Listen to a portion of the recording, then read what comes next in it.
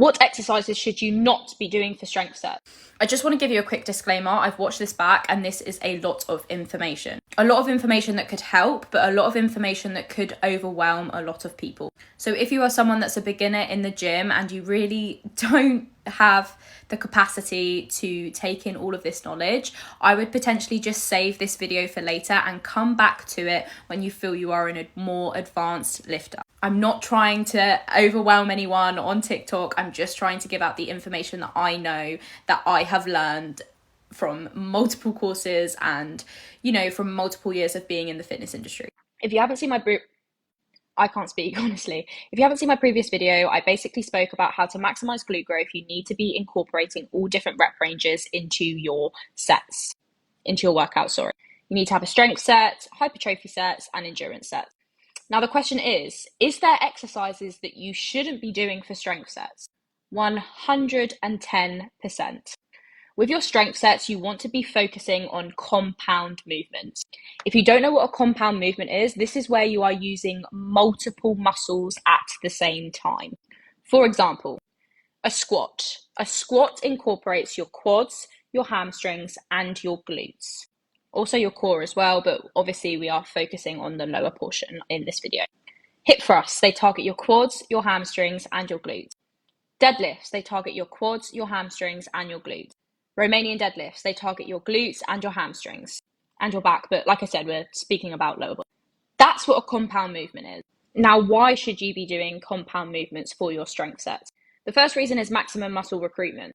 Like I said, compound movements engage multiple muscle groups, which allows you to lift heavier compared to an isolation exercise. Being able to lift heavier is crucial for your strength sets.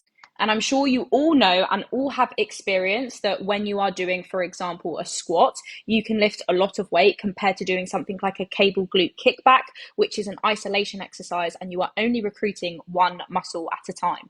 Another reason why you want to focus on compound lifts for your strength sets is because of functional strength.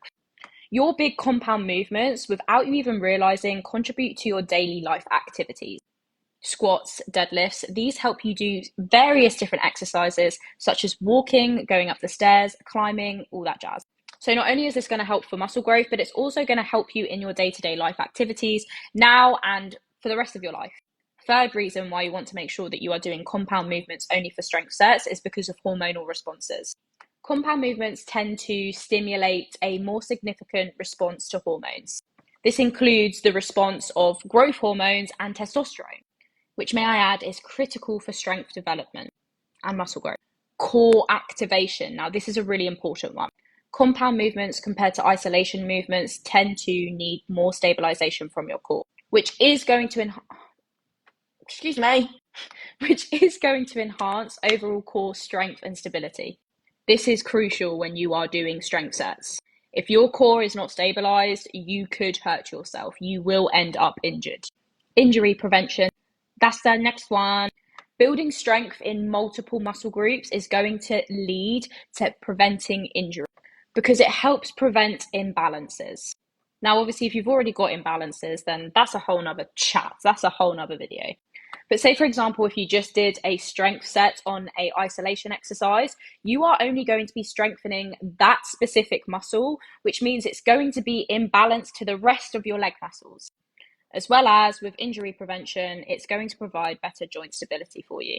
Compound movements are easier to progressively overload, which means it's going to be easier to do when you are doing your strength sets. Now let's get on to the real shit of what exercises I personally would recommend for you to do for strength sets. These are my deadlift, sumo deadlifts, squats, hip thrusts, leg press, Romanian deadlifts. Because I'm going to talk about whether you should do single leg exercises for strength.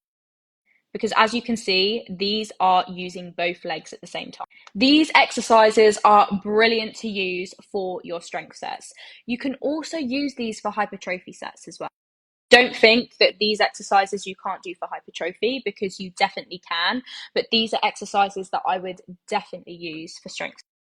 What I mean by that is, you only want to be doing one strength exercise. So let's say you do a deadlift as your strength exercise.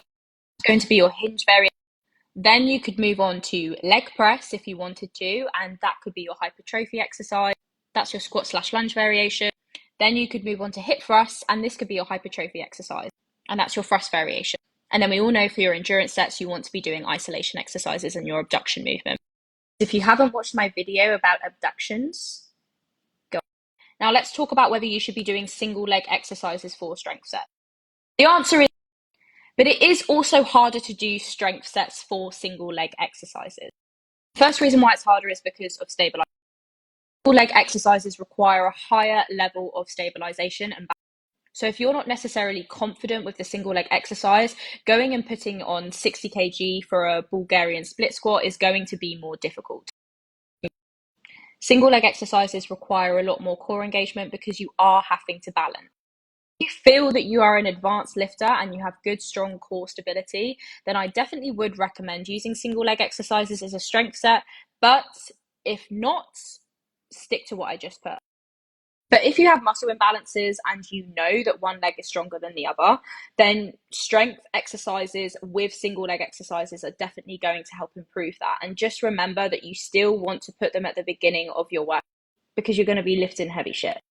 Here are some single leg exercises that you could do as strength set. I've actually ranked them hardest to easy. Single leg hip thrust is a very difficult exercise to do, and you are having to use a lot of core stabilization. So adding this as a strength set is going to be something that will be difficult and something that I definitely would recommend for advanced lifters only. I have never ever programmed into any of my ladies' program strength sets for single leg hip thrust.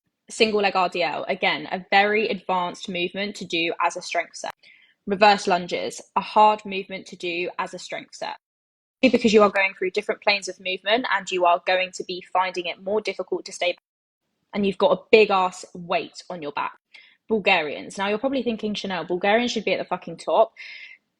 Contradictory to what a lot of people think, even though Bulgarians do feel like absolute death, you are staying stationary when you are doing them, which is why they are not as hard as a reverse lunge. B stance RDL and B stance hip thrust. The reason why these are easier to do as a strength set is because you do have that balance of your leg, of your upper. You may not be putting all the power into the other leg, but you are using it as a balancing technique. And single leg press. If you have a muscle imbalance and you want to improve your strength, single leg press is one of the best exercises that you can use to start off with, because you are stable, you have the machine, it controls it for you, and it's generically a very good exercise to use. I hope this helped. Love you, bye.